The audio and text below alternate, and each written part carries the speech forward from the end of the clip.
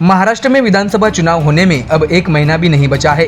ऐसे में सूत्रों के हवाले से खबर सामने आई है, जिसके बाद से कहा जा रहा है कि यह खबर कांग्रेस से ही आई है। दर्शकों, खबर ये थी कि उद्धव ठाकरे और देवेंद्र फडणवीस की मुलाकात हो गई है। ऐसे में इस खबर से महाराष्ट्र की राजनीति एक अलग दिशा में करवट बदलती नजर आ रही है। साथ ही ये भी जानकारी सामने आई है कि संजय राउत ने बीजेपी नेता अमित शाह से फोन पर बात की है। ऐसे में महाराष्ट्र के कांग्रेस नेताओं ने कांग्रेस हाईकमान से यह चर्चा की है। इतना ही नहीं, ये खबर हवा की तरह वायरल भी हो गई। ऐसे में दर्शकों, आपको बता दें कि क्या महाविकास आघाड़ी में ऑल इज नॉट वेल के उद्धव ठाकरे महायुति गठबंधन में शामिल होंगे। अब चर्चा यहाँ तक शुरू हो चुकी है। दरअसल विधानसभा चुनाव से पहले ये खबर आने के बाद काफी चर्चा हुई, क्योंकि 2019 में मुख्यमंत्री पद की साझेदारी को लेकर टूटे गठबंधन के बाद महाराष्ट्र की राजनीति बदल गई।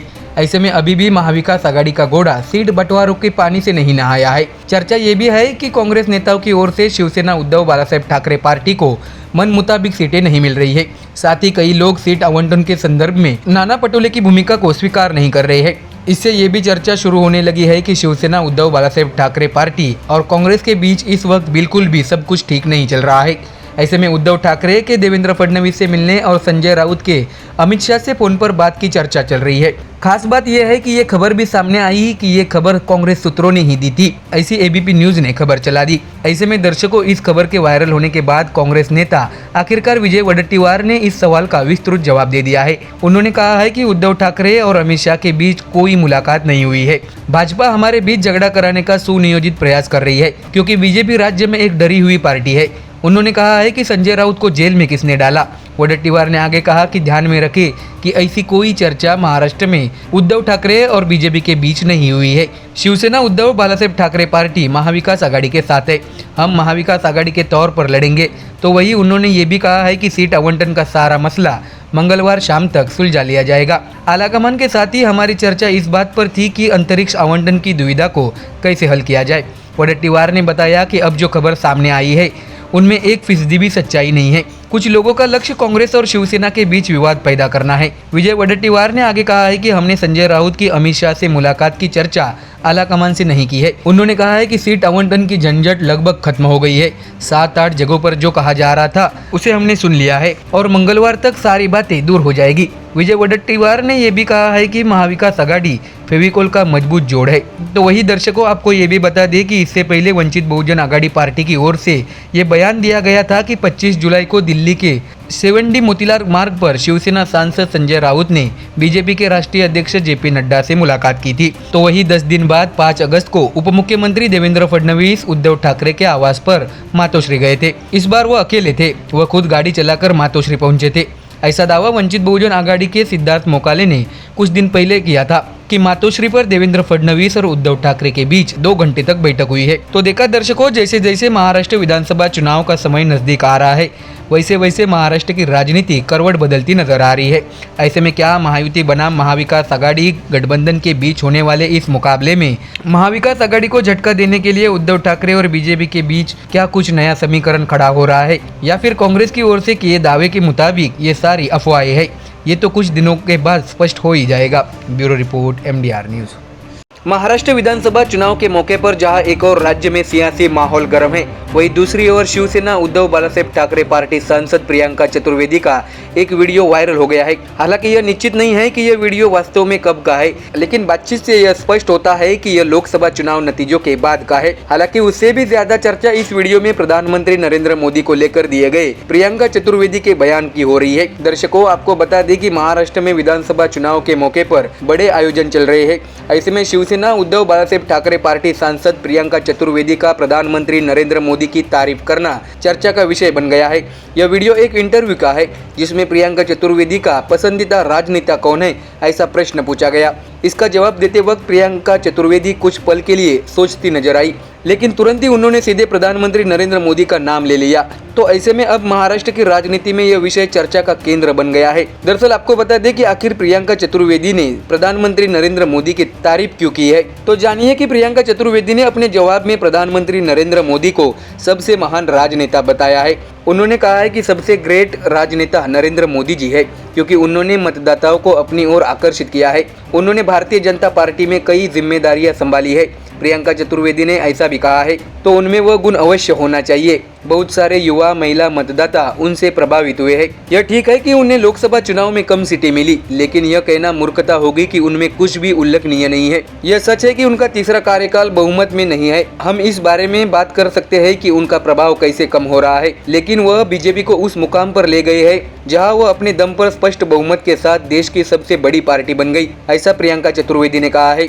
उन्होंने बताया कि हमें स्वीकार करना चाहिए कि मोदी की लहर थी। दर्शकों, आपको बता दें कि इस बीच प्रियंका चतुर्वेदी के इस बयान पर कांग्रेस की ओर से पलटवार हुआ है। कांग्रेस प्रदेश अध्यक्ष नाना पटोले ने अपनी इस पर प्रतिक्रिया दी है। उन्होंने कहा है कि प्रत्येक पार्टी के अपने अधिकार होते हैं, वे स्वतंत्र दल है। यह उनके पार्टी का सवाल है कि उन्हें किसकी सराहना करनी चाहिए या नहीं करनी चाहिए। ऐसा नाना पटोले ने प्रियंका चतुर्वेदी के मोदी पर दिए गए बयान पर अपनी राय रखी है। तो वही दर्शकों, आपको ये भी जानकारी दे कि प्रियंका चतुर्वेदी ने अपना राजनीतिक सफर 2010 में कांग्रेस से शुरू किया था। तो वही 2010 में वह यूथ कांग्रेस की महासचिव भी बनी। इसके साथ ही वह 2019 में शिवसेना पार्टी में शामिल हो गई। उन्होंने उत्तर प्रदेश कांग्रेस कमेटी द्वारा उनके साथ दुर्व्यवहार के बाद पार्टी से निलंबित कर दिए गए कुछ कार्यकर्ताओं को फिर से पार्टी में शामिल करने के बाद कांग्रेस पार्टी से नाराज होकर पार्टी का साथ छोड़ा था। इसके साथ ही 2021 में शिवसेना में विभाजन के बाद उन्होंने उद्धव ठाकरे गुट के साथ रहना ही पसंद किया। तो वही दर्शकों, आपको ये भी जानकारी दे कि विधानसभा चुनाव के चलते आज कांग्रेस चुनाव समिति की बैठक हुई है, जिसकी पृष्ठभूमि में नाना पटोले ने मीडिया प्रतिनिधियों से बातचीत की। इस दौरान जब उनसे महाविकास आघाड़ी गठबंधन के लंबित सीट आवंटन के बारे में पूछा गया तो उन्होंने कहा कि सीट आवंटन की घोषणा कल यानी 22 अक्टूबर को की जाएगी। महाविकास आघाड़ी की पहली लिस्ट कल जारी की जाएगी। हम तीनों मिलकर कल शाम को सूची की घोषणा करेंगे, ऐसा नाना पटोले ने कहा है। तो वही भारतीय जनता पार्टी ने आगामी विधानसभा चुनाव के लिए 99 उम्मीदवारों की पहली सूची की घोषणा कर दी है, लेकिन जहां अभी तक महाविकास आघाड़ी के सीट आवंटन की घोषणा नहीं की गई है, वही बीजेपी ने पहले ही अपनी पहली सूची की घोषणा कर दी है, जिससे राजनीतिक हलकों में कई सारी बातें शुरू हो चुकी है। ऐसे में देखना होगा कि आने वाला महाराष्ट्र विधानसभा चुनाव किस पार्टी के लिए खुशी और किस पार्टी के लिए नाराजगी लेकर आता है। Bureau report, MDR news. विधानसभा चुनाव के लिए शिवसेना, बीजेपी और एनसीपी महायुति गठबंधन में सीटों के बंटवारे की घोषणा अभी नहीं हुई है। शुक्रवार को देर रात दिल्ली में केंद्रीय गृह मंत्री अमित शाह की मौजूदगी में मुख्यमंत्री एकनाथ शिंदे, उप मुख्यमंत्री देवेंद्र फडणवीस और अजित पवार की मुलाकात हुई है। आपको बता दें कि खबर है कि सीट आवंटन का फॉर्मूला अब तय हो गया है, लेकिन इस मुलाकात की अंदरूनी खबर सूत्रों ने दी है। दोस्तों, आपको बता दें कि केंद्रीय गृह मंत्री अमित शाह ने कथित तौर पर अजित पवार से अतिरिक्त सीटों पर अपनी जिद छोड़ने का अनुरोध किया है। 4 लोगों ने करीब 2.5 घंटे तक चर्चा की। इस समय खबर है कि महायुति के सीट आवंटन पर अंतिम फैसला हो चुका है। बीजेपी के 155 विधानसभा सीटों पर चुनाव लड़ने की संभावना है। बताया जा रहा है कि एकनाथ शिंदे की शिवसेना 78 सीटों पर चुनाव लड़ेगी, जबकि अजित पवार की एनसीपी 55 सीटों पर चुनाव लड़ेगी। इसलिए मित्र पक्ष को उनके लिए सीट अपने अपने कोटे से खाली करनी होगी। आपको बता दें कि इस बीच दिल्ली में बैठक के बाद नासिक आए अजित पवार ने त्र्यंबकेश्वर का दौरा किया। दिल्ली के दौरे के बाद कई लोगों ने देवदर्शन को जोड़ने की कोशिश की, लेकिन पत्रकारों से बातचीत के दौरान उन्होंने कहा है कि सब कुछ ठीक चल रहा है।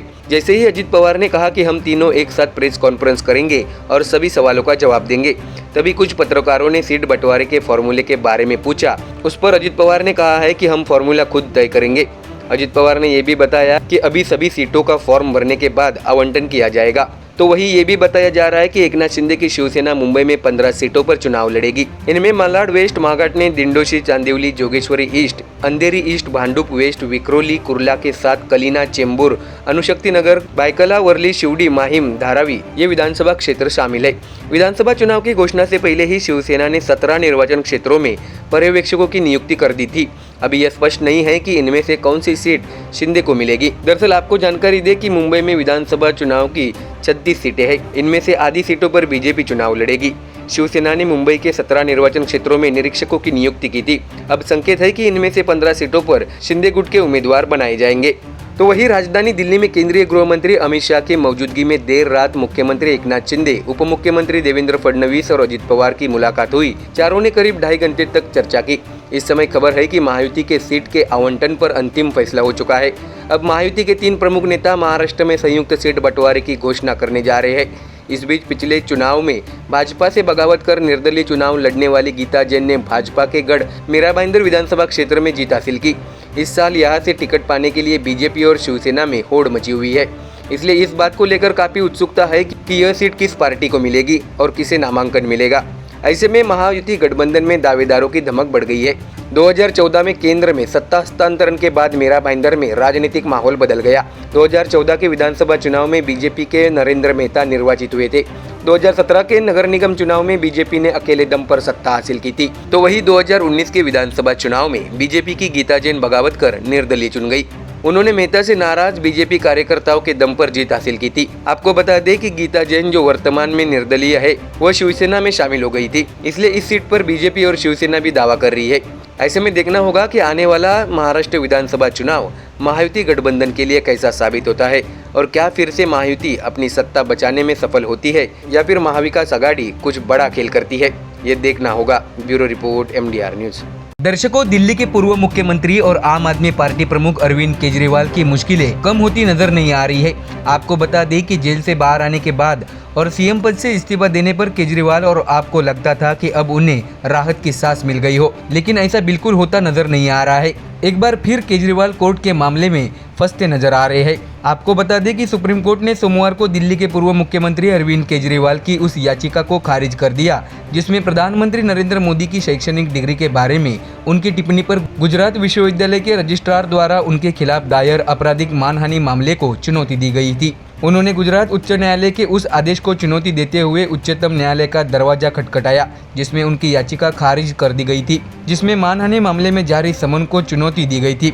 आपको बता दें कि न्यायमूर्ति ऋषिकेश रॉय और न्यायमूर्ति SVN भट्टी की पीठ ने यह कहते हुए याचिका खारिज कर दी कि उच्चतम न्यायालय ने इस साल अप्रैल में सह अभियुक्त संजय सिंह द्वारा उसी कार्यवाही को चुनौती देने वाली याचिका खारिज कर दी थी। यह देखते हुए कि न्यायालय को एक सतत दृष्टिकोण का पालन करना चाहिए। पीठ ने कहा कि वह संजय सिंह की याचिका में अपनाए गए दृष्टिकोण को ध्यान में रखते हुए केजरीवाल के मामले पर विचार करने के इच्छुक नहीं है। साथ ही पीठ ने अपने आदेश में स्पष्ट किया कि सभी विवादों को मुकदमे में तय करने के लिए खुला छोड़ दिया गया है और यह मामले की योग्यता पर नहीं गया है। तो वही आपको जानकारी दे कि केजरीवाल की ओर से वरिष्ठ अधिवक्ता डॉक्टर अभिषेक मनु सिंघवी ने कहा कि उन्होंने केवल यह पूछा था कि विश्वविद्यालय मोदी की डिग्री प्रकाशित क्यों नहीं कर रहा है और आश्चर्य जताया कि क्या ऐसा इसलिए था क्योंकि डिग्री फर्जी थी। सिंघवी ने कहा कि अगर बयान बिल्कुल भी मानहानिकारक है तो आपराधिक मानहानि का मामला दायर करना मोदी का काम है, न कि गुजरात विश्वविद्यालय के रजिस्ट्रार का। बयानों को किसी भी तरह से विश्वविद्यालय के संबंध में मानहानिकारक नहीं माना जा सकता। तो वही विश्वविद्यालय की ओर से सॉलिसिटर जनरल तुषार मेहता ने संजय सिंह के मामले में पारित आदेश पर पीठ का ध्यान आकर्षित किया। इसके जवाब में सिंघवी ने कहा कि संजय सिंह के बयान अलग थे और उन्होंने केजरीवाल के मामले को अलग दिखाने की कोशिश की। SG ने पीठ को गुजरात उच्च न्यायालय के उस आदेश के बारे में भी अवगत कराया जिसमें मोदी के डिग्री प्रमाण पत्र की एक प्रति प्रस्तुत करने के केंद्रीय सूचना आयोग के निर्देश को रद्द कर दिया गया था। SG ने पीठ को आगे बताया कि उच्च न्यायालय ने उस फैसले में केजरीवाल के खिलाफ सख्त कदम उठाए और उन पर जुर्माना लगाया। सुनवाई के दौरान एक मौके पर सिंघवी ने कहा कि केजरीवाल अपने बयान पर एक शब्द भी खेद व्यक्त करने को तैयार है। हालांकि इस पर सॉलिसिटर जनरल ने कड़ी आपत्ति जताई, जिन्होंने कहा कि वर्तमान शिकायतकर्ता को लापरवाह बयान देने और फिर माफी मांगने की आदत है। दिवंगत अरुण जेटली के समय से उन्हें अधिक सतर्क रहना चाहिए। तो वही सिंघवी ने कहा कि पूरा इरादा मानहानि मामले में सजा दिलाकर उन्हें राजनीतिक जीवन से अयोग्य घोषित करने का था। इसके साथ ही सिंघवी ने कहा कि कार्यपालिका प्रमुख की डिग्री मांगने के लिए मुझे राजनीतिक जीवन से अयोग्य घोषित करने का विचार है। उन्होंने पीठ से अनुरोध किया कि उन्हें खेद का बयान दाखिल करने का मौका दिया जाए और एक चार्ट दिखाया जाए कि उनके बयान संजय सिंह से कैसे अलग थे। इस पर पीठ ने कहा कि वह सिंघवी को बहस करने की अनुमति दे सकती है, लेकिन आगाह किया कि एक बार दलीलें सुन ली जाएगी तो याचिकाकर्ता को मामला वापस लेने की अनुमति नहीं दी जाएगी और गुणदोष के आधार पर निर्णय दिया जाएगा। अंततः सिंघवी मान गए और गुणदोष पर गौर किए बिना संजय सिंह के मामले में पारित आदेश के मद्देनजर मामले को खारिज कर दिया गया। तो देखा दर्शकों कैसे मोदी को राजनीतिक पटल पर हराने का सपना देखने वाले केजरीवाल और उनकी पार्टी आम आदमी पार्टी को एक बार फिर कोर्ट में भी मुकीफ खानी पड़ी है। ऐसे में आने वाले दिल्ली विधानसभा चुनाव में केजरीवाल के लिए आसान नहीं होने वाला है। देखना होगा कि इस चुनाव में बीजेपी किस तरह केजरीवाल का मुकाबला करती है और क्या दिल्ली की जनता केजरीवाल का फिर से साथ देगी या उनसे मुंह फेर लेती है, ये तो आने वाले दिनों में पता चल ही जाएगा। Bureau report MDR news. Maharashtra विधानसभा चुनाव की घोषणा के बाद राज्य की राजनीति में कई घटनाओं ने तेजी पकड़ ली है। महाविकास आघाड़ी और महायुति में पार्टी नेताओं के बीच इस समय बैठकें चल रही है। बताया जा रहा है कि जल्द ही सीट आवंटन की घोषणा की जाएगी। ऐसे में दर्शकों ऐसा भी देखा जा रहा है कि कई नेता एक पार्टी से दूसरी पार्टी में प्रवेश कर रहे हैं। आपको बता दें कि आम चुनाव की घोषणा के बाद उप मुख्यमंत्री अजित पवार को एक के बाद एक झटके लग रहे हैं। अब एनसीपी अजित पवार पार्टी के विधायक doctor Rajendra Shingne NCP Sharad Chandra Pawar party में शामिल हो गए हैं। आपको जानकारी दें कि शनिवार को मुंबई में शरद पवार जयंत पाटिल की मौजूदगी में राजेंद्र शिंगणे की पार्टी में एंट्री हो गई। इसलिए आम चुनाव में अजित पवार को बड़ा झटका लगा है। दरअसल पिछले कुछ दिनों से राजनीतिक गलियारों में चर्चा थी कि doctor Rajendra Shingne NCP Ajit Pawar party से नाखुश है। ऐसी भी चर्चा थी कि वह एनसीपी शरद चंद्र पवार पार्टी में शामिल होंगे।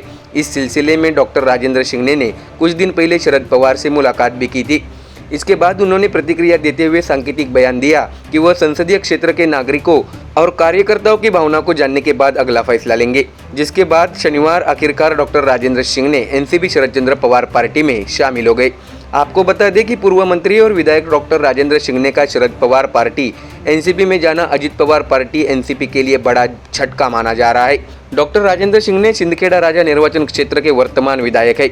ऐसे में राजेंद्र शिंगणे के शरद पवार की पार्टी एनसीपी में शामिल होने के बाद अब उन्हें एक बार फिर सिंदखेड़ा राजा सीट से उम्मीदवार मिलने की संभावना है। इस बीच चर्चा है कि राजेंद्र शिंगणे के खिलाफ उनकी भतीजी गायत्री शिंगणे बगावत करने की तैयारी में है। तो वही कुछ दिन पहले विधायक रामराजे नाईक निंबालकर के भाई और सातारा जिला परिषद के पूर्व अध्यक्ष संजीव राजे नाईक निंबालकर समेत सैकड़ों कार्यकर्ता 14 अक्टूबर को एनसीपी अजित पवार पार्टी छोड़कर एनसीपी शरद चंद्र पवार पार्टी में शामिल हो गए थे। इसके अलावा पलटन विधायक दीपक चौहान भी एनसीपी शरद चंद्र पार्टी में शामिल हुए। तो अजित पवार को पलटन में बड़ा झटका लगा। ऐसे में विधानसभा चुनाव से पहले शरद पवार ने अपने भतीजे अजित पवार का राजनीतिक खेल बिगाड़ दिया है। तो वही दोस्तों, विधानसभा चुनाव की घोषणा के बाद राज्य की राजनीति में कई घटनाओं ने तेजी पकड़ ली है। इस पृष्ठभूमि में राजनीतिक गलियारों में चर्चा है कि महाविकास आघाड़ी में सीटों के बंटवारे को लेकर विवाद चल रहा है। इस तरह कांग्रेस के प्रदेश अध्यक्ष नाना पटोले और शिवसेना उद्धव बालासाहेब ठाकरे पार्टी सांसद संजय राउत के बीच विवाद खुलकर सामने आ गया था। इसे लेकर नाना पटोले और संजय राउत आमने सामने आ गए।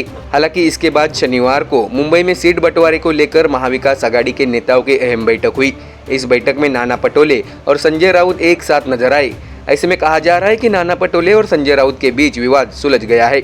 इसी बीच इस बार नाना पटोले और संजय राउत ने मीडिया से बातचीत करते हुए महायुति पर गंभीर आरोप लगाए हैं। संजय राउत ने गंभीर आरोप लगाया है कि राज्य के हर निर्वाचन क्षेत्र में 10,000 वोटों से छेड़छाड़ की जा रही है और बीजेपी के प्रदेश अध्यक्ष चंद्रशेखर बावनकुले इस साजिश के मास्टरमाइंड है। साथ ही नाना पटोले ने आरोप लगाया कि महाराष्ट्र के मतदाताओं के नाम काटे जा रहे हैं और दूसरे राज्यों के लोगों के नाम जोड़े जा रहे हैं। संजय राउत ने यह भी चेतावनी दी कि अगर समय मिला तो हम चुनाव आयोग के खिलाफ एक बड़ा मार्च निकालेंगे।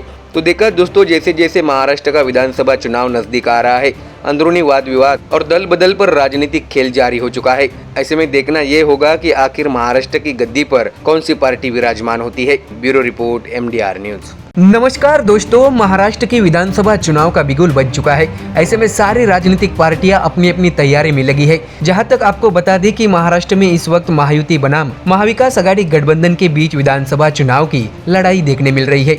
तो वही सीट बंटवारों पर दोनों गठबंधन में मैराथन बैठकें लगातार जारी है। ऐसे में खबर चौंकाने वाली और महाविकास आघाड़ी गठबंधन में दरार पड़ने की सामने आई है। चुनाव से पहले कांग्रेस और शिवसेना उद्धव बालासाहेब ठाकरे पार्टी के बीच बात बिगड़ती दिख रही है। क्या है पूरी खबर और कैसे बिगड़ गया है महाविकास आघाड़ी के बीच सीट बंटवारों का खेल, जानिए इस खबर में विस्तार से। दोस्तों, आपको बता दें कि शुक्रवार को पूरे दिन चर्चा रही कि शिवसेना उद्धव बालासाहेब ठाकरे पार्टी ने यह रुख अपनाया है कि अगर सीट बंटवारे पर चर्चा के लिए कांग्रेस के प्रदेश अध्यक्ष नाना पटोले मौजूद रहेंगे तो हम बैठक में नहीं आएंगे। मीडिया में चल रही इस चर्चा पर अब नाना पटोले ने नाराजगी जताई है। उन्होंने ये भी स्पष्ट किया है कि उद्धव ठाकरे की पार्टी से किसी ने भी ऐसा रुख नहीं अपनाया है, लेकिन मीडिया में गलत खबरें प्रसारित की जा रही है। हमारे बीच बहुत अच्छा तालमेल है, लेकिन बीजेपी में झगड़े चल रहे हैं, इसकी जानकारी क्यों नहीं दी गई? उन्होंने ऐसा मीडिया से प्रश्न पूछा है। आपको बता दें कि शिवसेना सांसद संजय राउत को लेकर पूछे गए सवाल पर नाना पटोले ने कहा है कि संजय राउत शायद उद्धव ठाकरे से बड़े नेता है, उन्हें उद्धव ठाकरे से बात नहीं करनी पड़ती, लेकिन हमारी पार्टी में एक प्रोटोकॉल है। हमारी पार्टी के नेता दिल्ली में हैं, हमें उन्हें सभी फैसलों की जानकारी देनी होगी। वही पटोले ने यह भी बयान दिया कि जयंत पाटिल को सारी जानकारी शरद पवार को देनी पड़ती है। नाना पटोले ने शिवसेना उद्धव बालासाहेब ठाकरे पार्टी पर हल्के अंदाज में तंज कसते हुए कहा है कि शायद शिवसेना उद्धव बालासाहेब ठाकरे पार्टी के पास ये तरीका नहीं है, ये उनकी समस्या है। इससे पहले दोस्तों, आपको बता दें कि खबर मिली है कि सीट बंटवारे को लेकर संजय राउत और नाना पटोले के बीच ठन गई है। इस पर शिवसेना उद्धव बालासाहेब ठाकरे पार्टी प्रमुख उद्धव ठाकरे से भी सवाल किया गया है।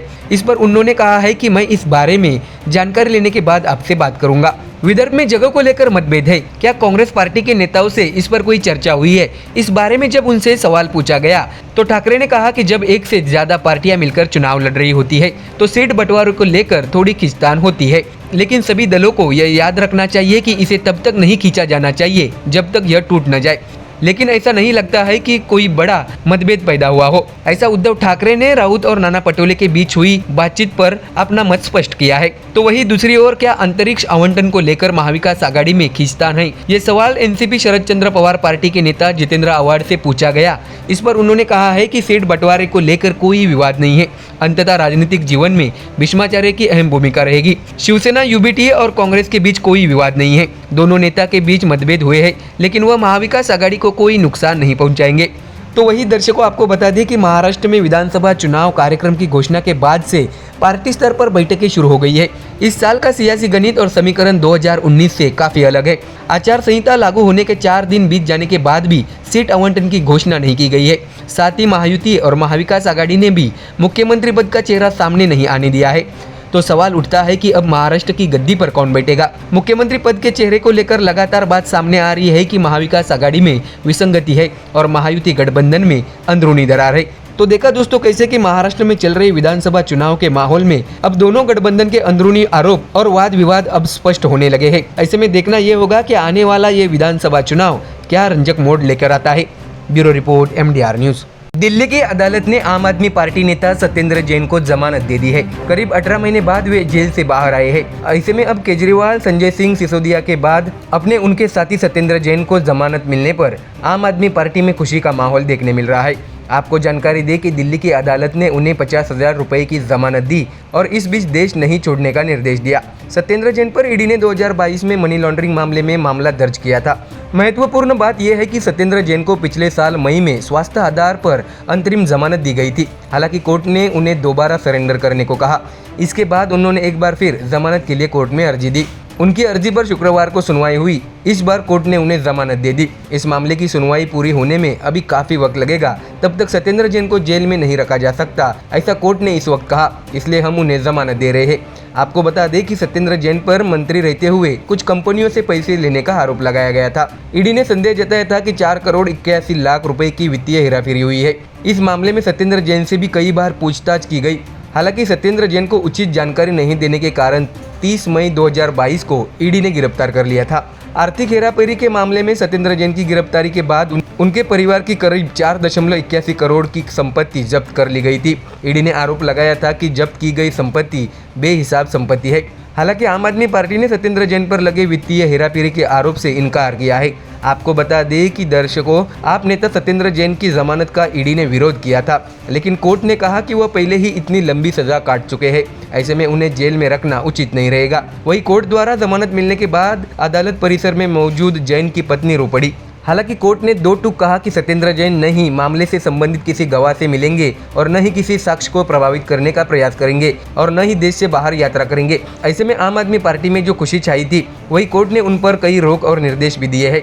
इस पर जैन के वकील ने कहा कि उनके मुवक्किल को अब हिरासत में रखने का औचित्य नहीं है, उससे किसी भी प्रकार का उद्देश्य पूरा नहीं होगा। 30 मई 2022 को ईडी ने उन्हें मनी लॉन्ड्रिंग मामले में गिरफ्तार किया था।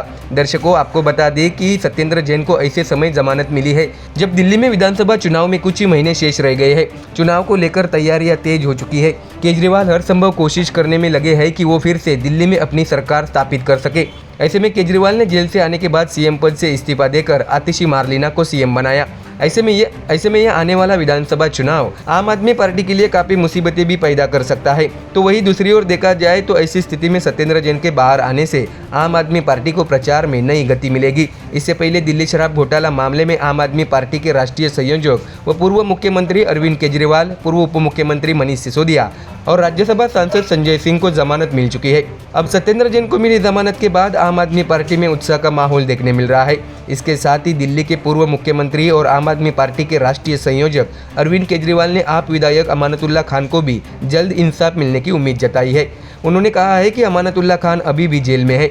मैं प्रार्थना करता हूं कि उन्हें जल्द न्याय मिले। दरअसल दिल्ली वक्फ बोर्ड में जुड़े कथित मनी लॉन्ड्रिंग मामले में आम आदमी पार्टी के विधायक अमानतुल्लाह खान को ईडी ने 2 सितंबर को उनके आवास पर छापेमारी के बाद गिरफ्तार किया था।